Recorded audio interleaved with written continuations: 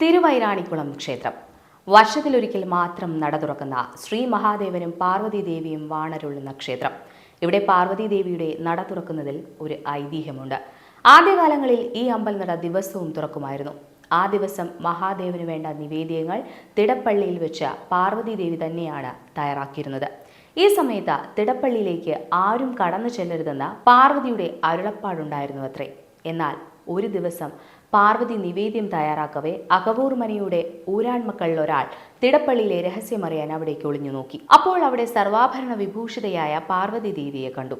അദ്ദേഹം ഭക്തിലഹരിയിൽ അമ്മയെ ജഗദംബിയെ പാർവതി ദേവി രക്ഷിക്കണേ എന്നറിയാതെ വിളിച്ചുപോയി.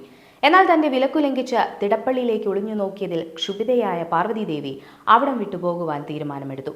ഭയചകിതനായ അയാൾ ചെയ്തുപോയ തെറ്റിന് പാർവതി ദേവിയോട് ക്ഷമായാചനം നടത്തുകയും അവിടം വിട്ടു പോകരുതെന്ന് കണ്ണീരോടെ അപേക്ഷിക്കുകയും ചെയ്തു.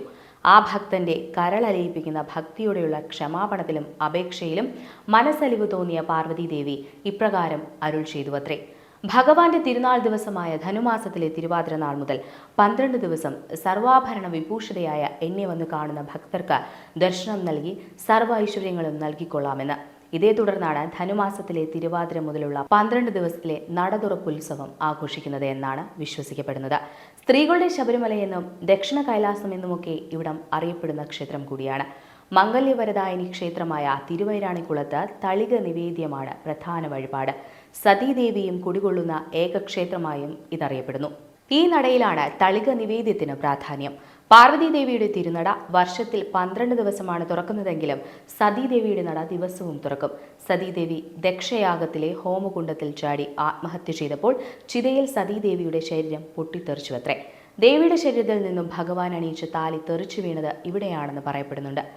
അർജുനന് പാശുപതാസ്ത്രം നൽകിയ ശേഷം കിരാതമൂർത്തി ഭാവത്തിലുള്ള ക്ഷിപ്രപ്രസാദിയായ മഹാദേവനെയാണ് ഇവിടെയുള്ളത്. ഭദ്രകാളിയുടെയും മഹാവിഷ്ണുവിൻ്റെയും മഹാദേവന്റെയും സതീദേവിയുടെയും മഹാഗണപതിയുടെയും തിരുനടകൾ ദിവസവും തുറക്കുകയും പൂജാതി കർമ്മങ്ങൾ നടത്തുകയും ചെയ്തു വരുന്നു.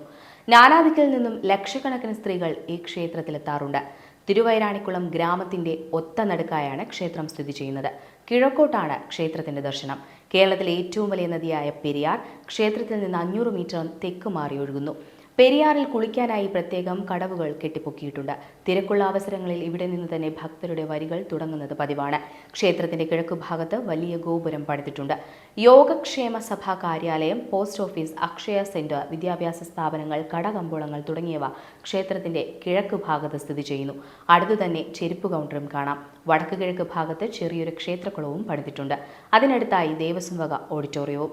ക്ഷേത്രത്തിൽ നിന്ന് നേരെ കിഴക്ക് മാറി മറ്റൊരു ക്ഷേത്രവും കാണാം. ഇരവിപുരം ശ്രീകൃഷ്ണസ്വാമി ക്ഷേത്രം എന്നാണ് ഈ ക്ഷേത്രത്തിന്റെ പേര്. ഗുരുവായൂർ ക്ഷേത്രത്തിലെ ദർശനം പൂർത്തിയാക്കാൻ മമ്മിയൂർ ക്ഷേത്രത്തിലും ദർശനം നടത്തണമെന്നതുപോലെ തിരുവൈരാണിക്കുളം ദർശനം പൂർത്തിയാക്കാൻ ഇരവിപുരത്തും ദർശനം നടത്തണമെന്നാണ് ചിട്ട. അതിനാൽ ഇവിടെയും വലിയ ഭക്തജന തിരക്ക് അനുഭവപ്പെടാറുണ്ട്. ഗുരുവായൂരിലേതുപോലെ ഇരവിപുരത്തും ചതുർബാഹുവായ മഹാവിഷ്ണുവിനെയാണ് ശ്രീകൃഷ്ണ സങ്കല്പത്തിൽ ആരാധിക്കുന്നത്. പടിഞ്ഞാറോട്ട് ദർശനം. കുരുക്ഷേത്ര യുദ്ധത്തിനിടയിൽ തന്റെ ഭക്തനായ അർജുനന് വിശ്വരൂപം കാണിച്ചു കൊടുക്കുന്ന ഭഗവാനായാണ് സങ്കല്പം. ഈ ക്ഷേത്രവും അകവൂർ മനയുടെ വകയാണ്. ചിങ്ങമാസത്തിൽ വരുന്ന അഷ്ടമി രോഹിണിയാണ് ഈ ക്ഷേത്രത്തിലെ പ്രധാന ആണ്ടുവിശേഷം. ശിവനും പാർവതിയും ശ്രീകൃഷ്ണനും നേർരേഖയിൽ കുടികൊള്ളുന്ന ലോകത്തിലെ ഏക സ്ഥലം ഒരുപക്ഷെ തിരുവൈരാണിക്കുളമായിരിക്കും.